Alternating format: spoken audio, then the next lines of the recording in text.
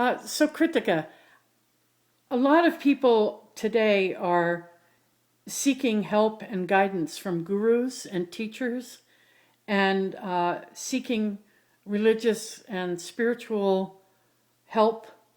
And I'm just curious what you would say about that.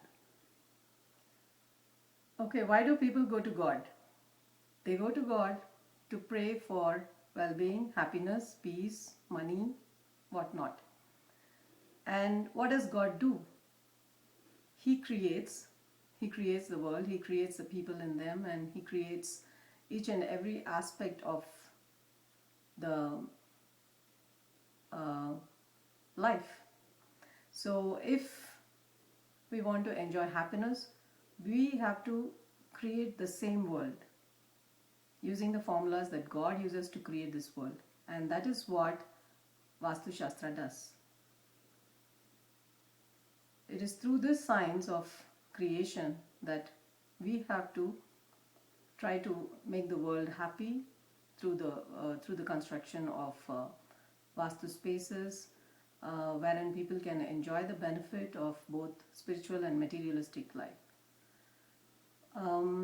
According to Dr. Sthapati, he just says work is worship. When you do your work, you just enjoy uh, the inner peace and all happiness. So it's instead of us going behind any of the gurus, it's better that we turn to ourselves and study our inner consciousness and develop it so as to create a whole new world of Vastu.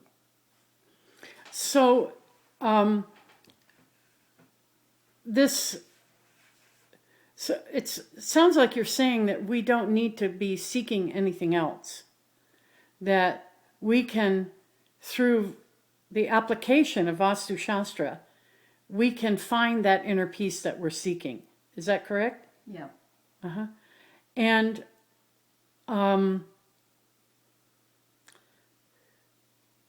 so Mayan talks about that an architect who follows this work gains enlightenment. It's written in the Eintrum. And I'm wondering if you have a thought on what your view of enlightenment is, or the Mayonic view of enlightenment. Enlightenment is, I'm not so grown enough to speak about this word enlightenment, but as far as the Shastric aspect of this science is concerned, I would say that we can enjoy enlightenment by just living in the Vastu space. Not only the inner comfort, inner peace, uh, even in the materialistic aspect, our body will also be more healthier. And the main reason behind this enlightenment would be the Vastu space, which has the power to ward off the negative effects that would affect us. So once we are safe from the negative energy fields, our life is going to be happy. This is what would be uh, the real definition of enlightenment from Mayonic science of view. Mm-hmm. So living a happy, successful, positive life, Yeah. Operating from our inner being. Yes. And even if any obstacle is going to come, we will have the courage to face them. Uh-huh. So that energy is also supplemented by living in a Vastu space. Uh-huh. That's great. The courage to face our life. Yeah. Uh. If you're going to be in a sick building and if you fall sick, it is going to get worse. So when you are living in a Vastu house, and even if anything ill is going to happen to you, you will have the courage to fight against it and succeed as well. So Mayan talks about the concept of bhakti, wherein the house vibrates, the thread of consciousness, the Brahma Sutra of the house vibrates, and that causes the Brahma Sutra of our Atman to vibrate. And when our Atman vibrates in coherence with the Brahma Sutra of the house, then is this what you would call enlightenment? And then the good effects follow? Yeah, because our built environment, that is the Vaastu house, is also a living organism. And it also has an Atma in it. So the living organism, when we start constructing the house, we just try to do all these ID calculations to bring a resonance between four spaces: the cosmic space, the earthly space or the outer space, the built space, that is the space within the building, and our inner space. So once there is a resonance between all these four spaces, we naturally will live a life of enlightenment. It's as if there's less resistance, less friction in our life. Yeah. Yeah, yeah. Huh. It is a continuous stay, or the when you live in a Vastu space for a long period of time, you kind of experience it in a more in depth. You can have it. Mm-hmm. So the effects are cumulative. Yeah, yeah, yeah. When you came into this house, Vastu house, this morning you said to me that you could feel the vibration. What do you feel? Basically, if I enter into a new space, I just and last night it was too late in the night also. Change of place will not give me a sound sleep at all. It will take hours for me to get settled. But here, as soon as I lay on the bed and closed my eyes, I went into deep sleep without any dreams. I just got up fresh in the morning. So that itself was one of the most beautiful things that I experienced in your house. Mm-hmm.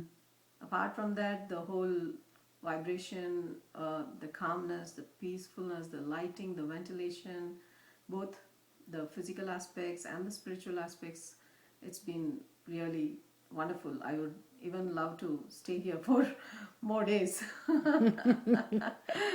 If time had permitted. Have a rest. Yeah, yeah.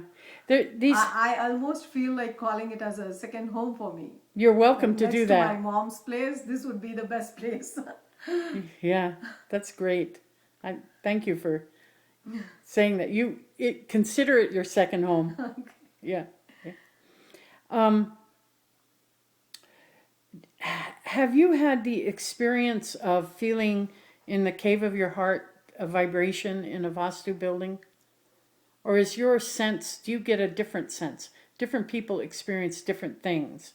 Mm-hmm. And I'm always curious about what different people... I feel more a calmness. Uh-huh. It's not a very, it's like a silent, like as if you want to go into a deep meditation. Uh-huh. So that's the kind of feeling I get here. Can you feel that localized anywhere in your body?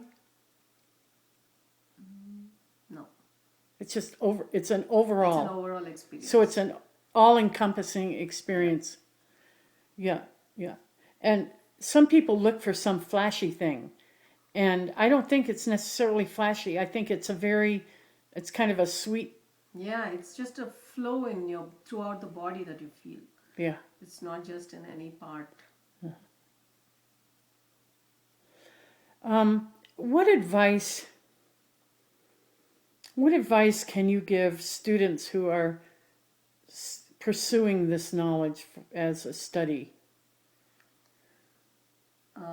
Firstly, I would appreciate them for considering to take up this science and study, because in this modern age where most of the students are opting for all modern technology and latest scientific subject areas of studies, choosing this subject is a very only people who are blessed can enter into this field of study. And I would ask them not to use this knowledge with half-handed experience. It would be better if they take in all the courses and complete the entire studies till they get the master's level done, so that they'll have enough knowledge to practice on a few buildings, around maybe 20 to 50 buildings, and then they can start thinking of teaching to other people. Before that, it is not at all advisable, because the ancient science is given to us by our ancestors, and it is considered to be sacred, and we don't want to mishandle the sacredness of this science. So what we have to do is first learn and then practice it, to see how people are enjoying to live in your creations. That was an experience that I had when I was working with Dr. Sthapati. I used to sit and draft, but never was taken to site. And one fine morning, after the construction was over and the people were using that building for nearly 6 to 7 months, Sthapati took me to their house one day and let me speak to the clients. They were so happy to see that I was a person who had designed that building, and they were telling all the experiences they had living in that house. Tears rolled down my cheeks. Oh. So that was the moment that I realized that I'm so blessed to have learned this great knowledge from Dr. Sthapati. I'm still on the same path, continuing to do the service to people and seeing them enjoy. I'm also being happy. I would say call this also as an enlightenment. It is an enlightenment, yeah. I feel that we have a very unique opportunity, because we actually studied with the man who brought back the ancient science. That for so many years, we don't know how long it's been, but a long time, all that remained was the technology, how to build, how to sculpt, how to, the measure, how to do the technology, but we didn't understand the fullness of the science. The theory was totally hidden. Yeah. As an architect, you started out with just understanding the technology. The bedroom goes here, the bathroom goes there, the brahmastan, this, that, kitchen, all of that. No, it was the science that I learned first. Oh, you learned the science. I was going to ask you that. No. What I was going to ask you is if once you learned the science, did it have more meaning? But no, you learned the science first. See, for me it was more interesting, because I did my bachelor's in architecture from a normal college in Chennai. So I did not have any background about this Vaastu science until I did my thesis, which was a Vedic language, for which I had gone for guidance with Dr. Sthapati, and the course went on well, and I got my bachelor's. He asked if I was interested to continue with him, so I thought, okay, why not take a training for around 6 months or 1 year, and then come back to my own architectural field. So I went for training. My training was like every day I had to come at 10 o'clock, sit in his office, wait for half an hour. And then around 10:30 he would call me. He would make me sit in his cabin, just as we are talking now. We'd be sitting opposite to each other. He would give me a paper and pencil and ask me to write what is Vaastu. I have to write whatever I think about it. And I have to read it to him. He will explain what is right and what is wrong. And then gradually, every day from 10:30 to 12:30, 2 hours, the same thing used to be continuing. He used to talk about, he started with Om. That was the starting. What is this dot, he will ask. I'll say it's a dot. So that's the basic knowledge I had about it. And I said, no, this is the primal source. Then I would put a question, what is the primal source? Then he would start explaining. And how the primal source goes into vibration, how the consciousness manifests into form. All this process he used to teach me every day. This happened for nearly 2 to 3 months. And then one day he took me to the drafting section and put me in the table. And he started to first teach me how to draw the grid lines, the 8 by 8 and 9 by 9. That was the first drawing that I did in his studio. I was thinking, oh my God, I did bachelor's in architecture and he's just asking me to draw 8 by 8 and 9 by 9 grid. I used to think, why not we just run out and start doing our own practice with some other nice architect in Chennai. But somehow my guru, he had this talent, magnetism of attracting people. Even if I wanted to leave him, he would just pull back. So I'll be there the next morning. Even if he scolds me, even if he makes me cry, I'll be there in the next morning. So this is the way that it all started. The first the science, the theory part, and then the practice. So the practice was on and on for his books, all that I did, the illustrations, and then the clients, his clients. And I was doing free of cost. None of the clients would pay us. He would say, this is your experience. You are learning now, and this is not the time for you to charge money. And first it was very hard for me, but later as it went on, I knew that okay, I'm just learning now. And then at a stage I started thinking, why am I doing this, continuing this? And then that was the time when he took me to this client's place and I got the feedback from them. And then I realized, okay, this is where my life starts and I have to be there in it. That's beautiful. Yeah. Let me ask you this in relation to what I started to ask. So you trained as a regular architect. Okay. So my question is, you had experience doing design and architecture, regular, normal, 21st century architecture, 20th century architecture. And then you learned this. You learned this science and art.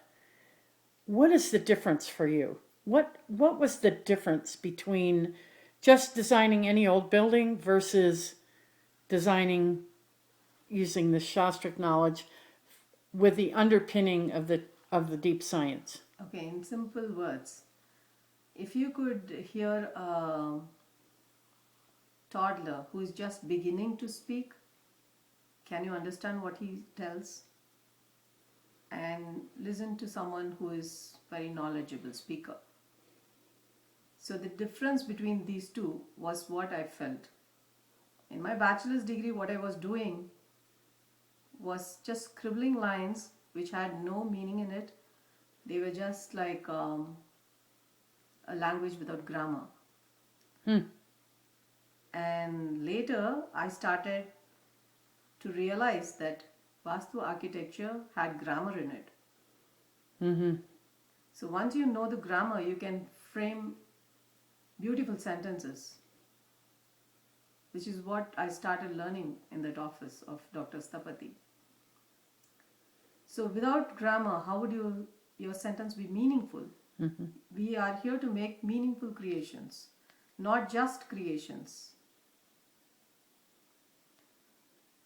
So I would say that this architecture has meaning in it, it has grammar in it, and if you follow the grammar perfectly, you're going to make wonderful creations. And that those creations have a soul. Yeah. They have an Atman. Whereas random non-Vastu creations, no matter how beautiful, they have no soul. They just have the aesthetic beauty. So basically the Vastu science gives Ramyam, Bhokam and Sukhadarsham, 3 terminologies that we very often use. Ramyam is the inner comfort or the inner peace. Bhogam is the physical comfort, and Sukhadarsham is the aesthetics. So what else do you need for a building? Yeah, beauty, functionality, and spiritual well-being. Beautiful. Most of the non-Vastu buildings will have beauty and physical comforts, but they will lack Ramyam. And how do we get Ramyam or the inner peace is through the calculations, mathematics. So we have to be very careful in the application of the measurements. Just calculations and drawings are not important. The drawings have to be followed, the measurements have to be incorporated on site in perfection in order to get the complete experience of it. Yeah. Good. Thank you.